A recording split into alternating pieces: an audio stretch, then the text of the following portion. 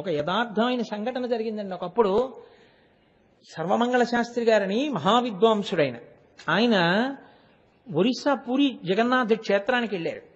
వెళ్ళి అక్కడ రావ్యాకులో జగన్నాథ స్వామి వారి పాయస ప్రసాదం పెట్టుకుని ఆయన నాలుకతో నాకి తింటున్నారు. తింటుంటే ఒక ఓఢ్ర పండితుడు ఒక ఆయన అక్కడికి వచ్చి అన్నాడు, ఏమయ్యా, స్వామి వటపత్రశాయి రావ్యాకు మీద పడుకుంటాడు, అటువంటి ఆకులో ప్రసాదం వేసుకుని నాలుకతో నాకి తింటున్నావే, ఎంగిలి చేస్తున్నావే, తప్పు కాదా అన్నాడు. అంటే ఈయనకి కోపం వచ్చి ఈయన అన్నారు, నేను స్వామి పడుకునేటటువంటి ఒక ఆకునే నాకుతున్నాను, మీరు స్వామివారి అవతారాన్ని తినేస్తారే అన్నాడు.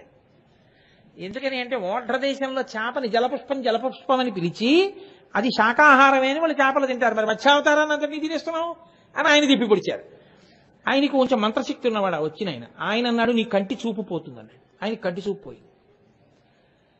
ఆయన వెంటనే సూర్య భగవాను ఉద్దేశించి స్తోత్రం చేశాడు. మహావిద్వాంసుడు కనుక, ఈశ్వరా నువ్వు జగత్తుకి చక్షువువి, నీవే పెద్ద కన్ను, నీవు నాకు కన్నివ్వలేవా అని ఆయనకి కళ్ళు వచ్చాయి. యథార్థంగా జరిగిందండి. ఆంధ్రదేశంలో విద్వాంసుడైన